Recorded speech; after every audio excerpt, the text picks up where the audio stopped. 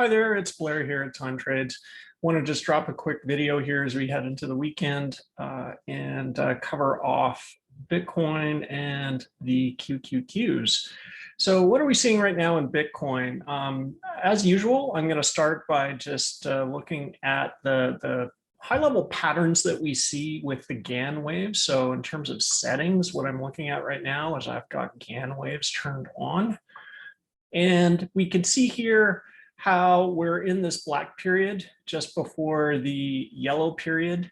And there's a forecast for some significant 5-day declines during this yellow period.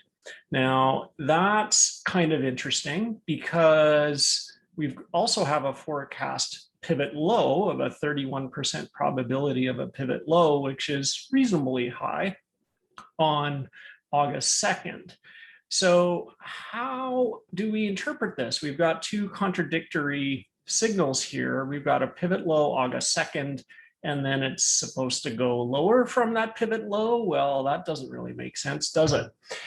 So what I do in this scenario is I tend to defer to the pivots. The pivot lows and the pivot highs always seem to have higher accuracy in the machine learning training. Okay, so when you're in a scenario like this where we've got a contradiction, I will go with what the pivots are saying. So in this case, I'm going to align my strategy with the 31% probability of a pivot low on August 2nd. And then the next biggest pivot is this 39% pivot high on September 4th. And again, remember, Time Trades doesn't project prices, right? But given the price action of the recent week or so in Bitcoin, it looks like it's kicking off a new bull trend. All right, so we can assume that, this pivot high up here is going to be higher than, the 40K or so that we're at right now. All right, so what this means is I'm also going to, I guess, assume that this forecasted move down, which is actually a very high probability, it isn't typical to see a 73% probability of a 1 standard deviation decline. That doesn't happen very often at all. So this is a very strong signal. And I'm going to assume and interpret this signal as likely to invert. So this means that I believe this signal will actually end up playing out as an uptrend. All right. So that is kind of my interpretation of the Bitcoin chart. And that's also based on kind of what I see in the past. If we scroll back in the past here, we see big moves happening during these Gann wave yellow periods, starting in February. And this is when we started to get the first clue that a top was imminent, when we had these huge breakdowns happening during yellow periods. In fact, we had 1, 2, 3 of them happening in yellow periods in February, March, and April. And then we, of course, by the time the 4th one came around in May, that was the big dump and took us down from, 50-ish to 30-ish. So this is when the big moves happen, right? And my working assumption in interpreting this chart is that we're going to have a dip down August 2nd, maybe over the weekend into Monday. I don't know how much of this it'll retrace. It might retrace half of it. It might retrace 10%, somewhere in there.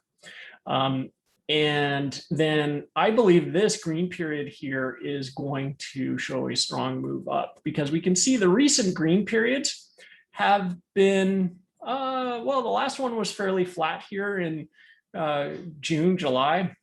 Sorry, I call this green periods. I also call it yellow periods. I'm referring to the same thing. I really got to fix the color so that it's not this weird yellowy green that has 2 names. Anyways, I'll get around to doing that, I'm sure. Okay, so we've got the yellow period in July, nothing happened. And then the yellow period in June, kind of an uptrend. with a little correction in the middle. It's been a while since we had a yellow period where there was a big move. The last time was, of course, this May period here, but this is a time of high energy. If there's going to be a big move, it's likely to happen during this upcoming yellow period here. And this is what this forecast is saying. And in fact, this forecast is probably biased to the downside because of what happened during these yellow periods here. So the yellow periods are built into the machine learning forecast that powers time trades, right? So it knows when the yellow periods are and the purple periods are. So based on the prior behavior, that's likely why it's forecasting a move down, because the last few times there were big moves, they were all down, starting with February, 1, 2, 3, 4 in a row, 4 big moves down. So that's probably explains why the machine learning is forecasting another move down during this yellow period. But this is an opportunity for us to use our own neural networks between our ears, and we can interpret this as a likely inversion instead of a true move down, given the rest of the context in the model. Okay, so in short, Bitcoin bullish pullback Monday, August 2nd. Next major high, September 6th. Of course, it's not going to move straight up in over that time frame, but there will probably be a few pullbacks and corrections along the way. Those may happen during the purple periods here in between. We shall see. Okay, so that's the summary there of what's happening in Bitcoin. Let's go and take a quick look at technology stocks. Very eventful week in the QQQs with lots of earnings announcements in that. And of course, Amazon had a big miss in their earnings that they announced yesterday. Friday's trading was definitely dragged down because of that miss. But the broader context, we're still in a raging bull market.